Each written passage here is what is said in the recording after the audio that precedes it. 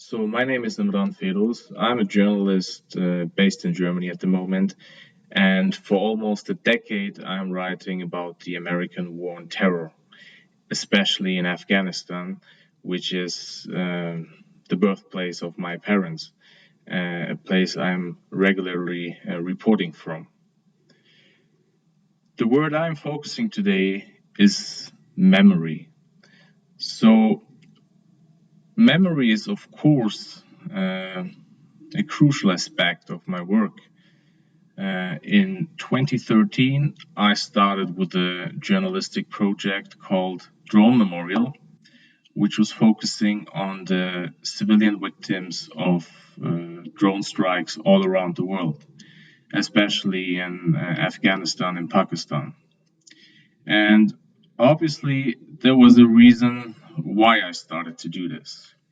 As I said, I'm focusing on the war on terror, especially on drone strikes, night raids, and all these other brutal things that are happening since then for almost 10 years. And when I started to focus on drone operations in Afghanistan, I was really surprised that there wasn't much about the victims. I reported from Afghanistan, and back in 2013, 2014, I noticed that there isn't much about these developments. Actually, when I started to do a lot of research in 2011, 2012, the era when Barack Obama increased his shadow wars in Afghanistan, Pakistan, Yemen, Somalia, all these places, uh, I was astonished that there was so little memory about the actual victims of this war. So in 2013, I decided to make something very simple to remember those who have been killed. And it was also tied to my journalistic work. So it wasn't just blatant activism, but it was tied to my work. And I started to collect the names of civilian drone strike victims from all around the world. Uh, there weren't much names, so it was difficult to collect the data because obviously just a handful of researchers and journalists were focusing on them. So I collected what I got and started to write it down. Of course, I checked all these persons, all these identities and backgrounds. And afterwards, I just put all of it online on a website called drawmemorial.com. And actually, at first, I was like, okay, who cares about this work? Uh, will it really have an impact? Uh, what will the people think about it? But quickly I decided that that's not important. It's important what I am thinking, and I have to keep talking about this, why I'm doing that. So the reason why I did that was that, of course, as I mentioned, there wasn't much available, and also I thought, why are there so many other memorials? I mean, when it comes to war, a thing like a memorial, remembering the victims, is something very, very crucial.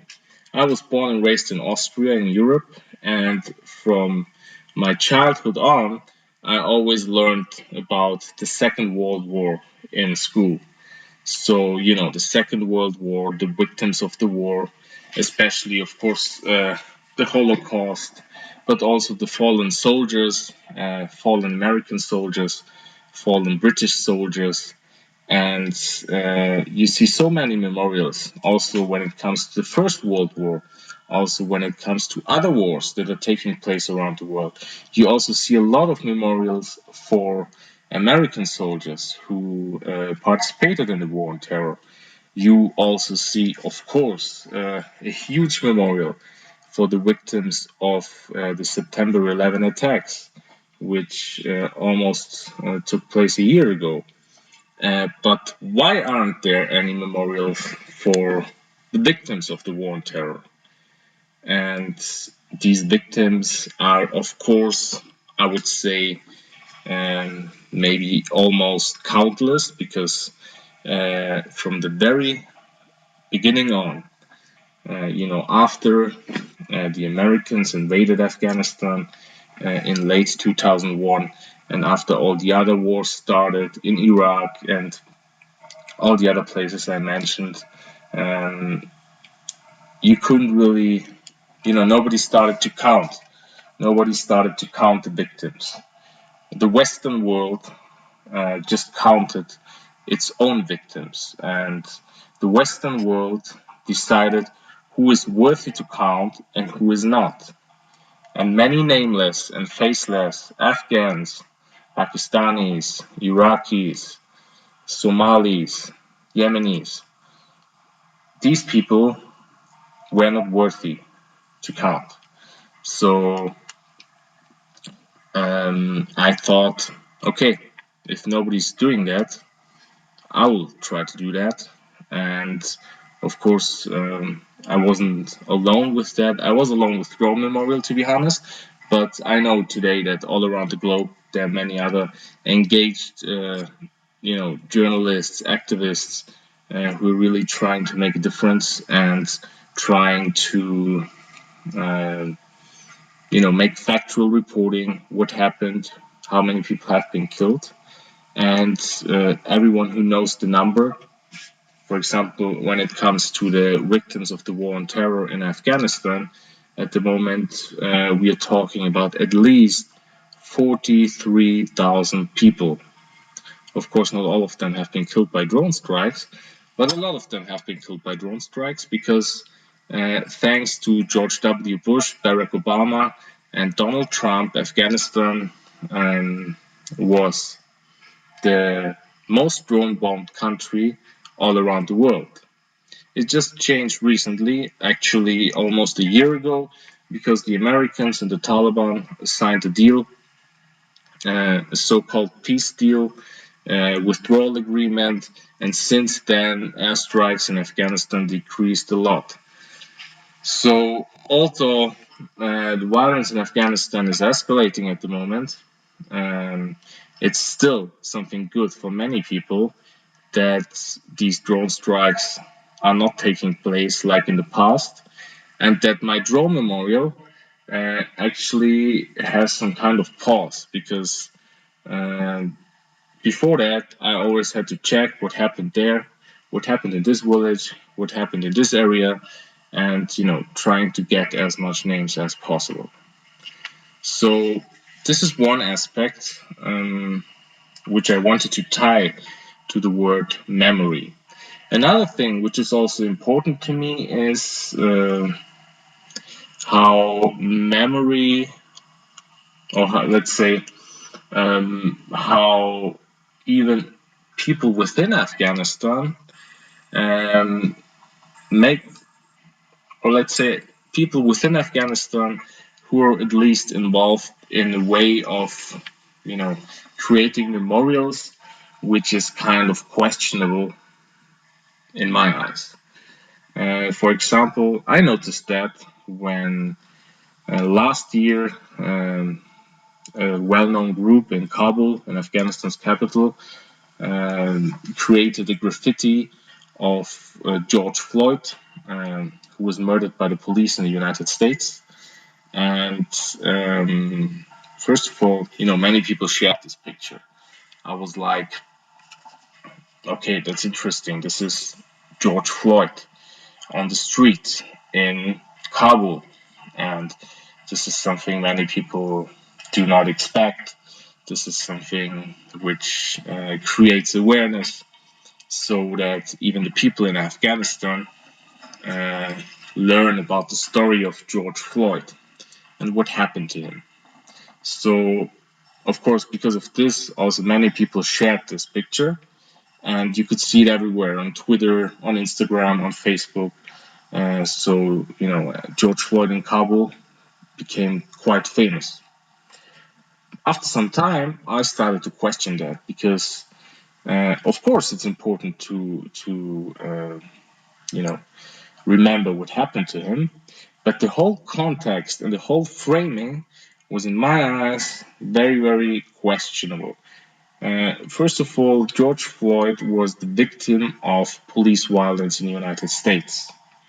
So when it comes to police violence and the huge military-industrial complex which is involved in it, which is involved in the American police and globalizing this violence, which happened through the war on terror, it's just half of the story, because of course you have to talk when you talk about George Floyd, you have to talk about all these police developments, in my eyes, and you have to talk about the militarization of the police and how these things were globalized and brought to other countries.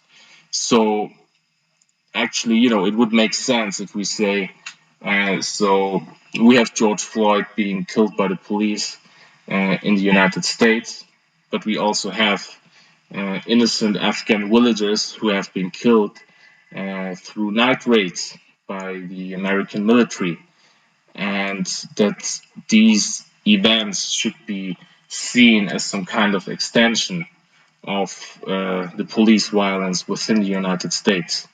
But the message of the graffiti of George Floyd in Kabul totally ignored that, and it had a certain, of course, it had a very obvious reason why this was the case.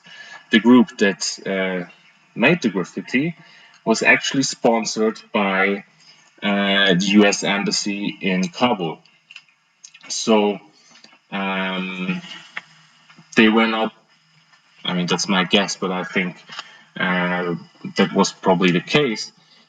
They were not really comfortable with showing this side of the story, that, police violence in Afghanistan, it's not enough to show a picture of George Floyd in Kabul and that's it.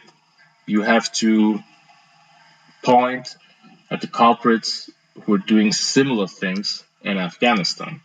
And in many cases, these culprits are funded by the United States, or even the US military itself is directly responsible for it. As I said, during the last 20 years, a lot of night raids took place all over the country, and they radicalized a lot of people because the American soldiers and their Afghan allies killed a lot of civilians, and a lot of these civilians, or a lot of their family members, they started to join militant groups like the Taliban. So we could see a certain backlash taking place over there. And also, of course, there is police violence in Afghanistan too. The Afghan police is probably one of the most brutal police you could imagine. Famous police commanders are known for torturing people, murdering them, caging them in their hidden dungeons, who are hidden, in their big fancy houses, and at the same time they're involved in human trafficking, drug trafficking, a lot of these things. And these are the people who were brought to power by the United States, by the US military, by the CIA. So it would make sense if, even if you just draw George Floyd on the streets of Kabul, and if you share it on your official Instagram account, to also point at these things. This didn't happen. So, in my eyes, this was a questionable memorial. And of course, things like that could also take place because there are also many debates about memorials, about how to remember victims. And I hope that, especially in Afghanistan, these debates will continue because we are talking about a country that is haunted by war and chaos for almost 4 decades. And you see so many graveyards all over the country, but you barely see real memorials. So At the end of the speech, I want to quote a cab driver I met in Kabul. Of course, journalists shouldn't quote cab drivers, but this is not in a reporting context. And I talk to many people when I'm in Afghanistan, and of course, I'm also talking a lot to cab drivers. But this certain cab driver said something really, really significant, and I think it's worth sharing it. Because when I was driving through Kabul, a lot of places in Kabul are named after warlords, Mujahideen commanders who participated in the war against the Soviet Union in the 1980s and who also later destroyed Kabul in the 1990s when the Afghan civil war erupted. Or like other places are named after other let's say questionable historical figures and personalities who were tyrants, who oppressed whole populations, who killed a lot of people. And the cab driver said, "Come on, stop this. We should really name all these places or rename all these places after the victims of these people, of the average Afghans who suffered." And when someone asks you, "Hey, who is this guy?" I never heard the name of this person. The street name. I never heard the name of the person, which the name of the street is after. So we should tell them that this was one of the victims, and we should celebrate at least their legacy and not the ones of their murderers.